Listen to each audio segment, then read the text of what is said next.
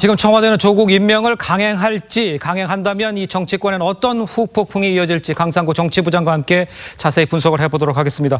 강 부장, 먼저 청와대 임명을 강행할까요? 청와대는 기류가 크게 바뀐 건 없다고 했습니다. 아직은 임명 강행 기류라는 뜻으로 보입니다. 그렇다면 반대 여론도 만만치 않은데 이걸 그냥 뚫고 가겠다 이렇게 봐야 되는 겁니까? 청와대와 여권은 조국 후보자 찬반 논란을 문재인 대통령 지지 여부와 연계 짓는 전략으로 대응하고 있습니다. 네. 쉽게 말해서 진영 대결 구도로 끌고 가는 거죠. 조국 후보자 찬반이 엇비슷하다는 여론조사 결과가 잇따라 나오는 것도 여론조사 자체에 대한 비판을 논외로 한다면 이런 전략이 어느 정도 효과를 보는 것으로 볼 수 있습니다. 그렇다면 여당과 여당 또 지지자들 이런 것은 이제 여론조사 결과를 자신의 유리한 것을 가지고 강행을 정당화하겠다 이렇게 볼 수가 있겠네요. 그렇죠, 물론이죠.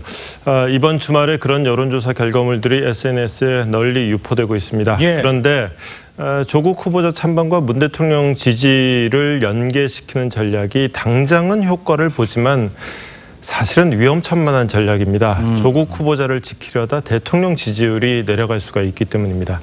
박근혜 대통령이 과거 콘크리트 지지율이라고 불렸던 40% 선이 무너진 이후에 하락 속도가 빨라졌는데 문재인 대통령도 대선 당시의 지지율 40% 선을 지키느냐 여부가 중요합니다.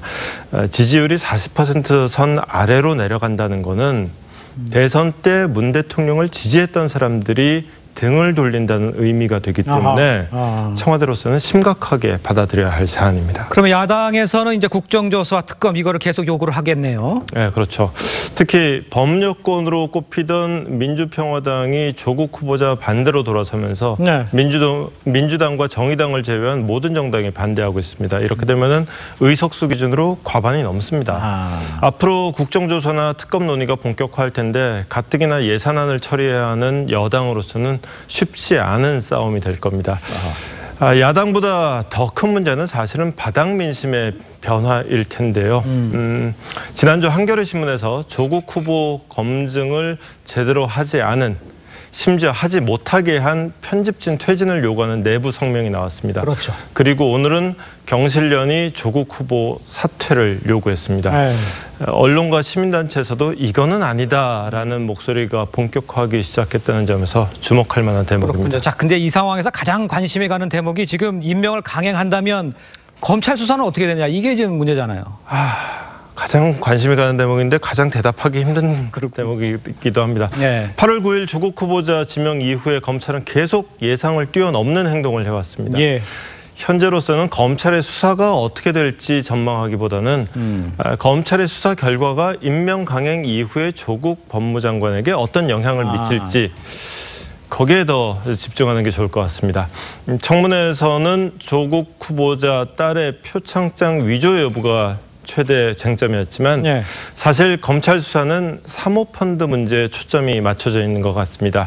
사모펀드도 조 후보자는 잘 몰랐다는 입장이지만 펀드는 돈 문제고 그리고 재산 문제에 있어서 부부는 경제공동체라는 그런 개념을 들이댈 필요도 없이 분리가 불가능합니다. 그렇죠. 조 후보자 부인이 현재로서는 사무증서 위조로 기소돼 있습니다만 앞으로 전국에서의 진짜 변수는 사모펀드 수사가 될 것으로 보입니다. 그렇군요. 좀 지켜봐야 될 것 같습니다. 지금까지 강상구 정치부장이었습니다. 잘 들었습니다.